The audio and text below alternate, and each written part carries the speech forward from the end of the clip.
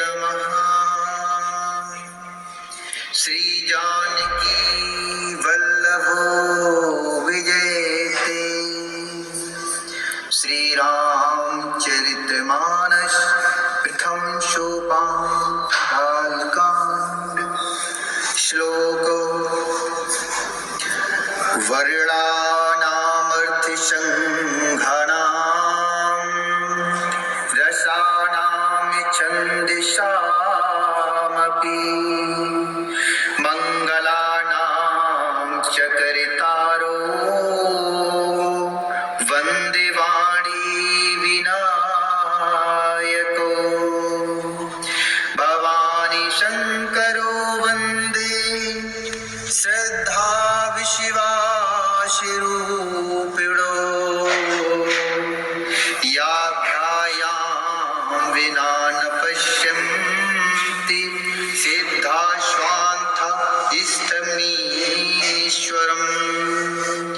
वन्दे बोधमयं नित्यं गुरुं शङ्करिरूपिणम्। यमाश्रितो हि वक्रोऽपि चन्द्रः सर्वत्र वन्दते। सीताराम गुणो ग्राम्य पुण्या रण्य विहारिणो। वन्दे विशुद्ध विज्ञानो कवीश्वर कपीश्वरो। उद्भव वस्तति सहारिकारिणी कलेशहारिणी। विश्वमखिलं ब्रह्मादिदेवासुरा। यत्सत्त्वादमृषैव भाति सकलं।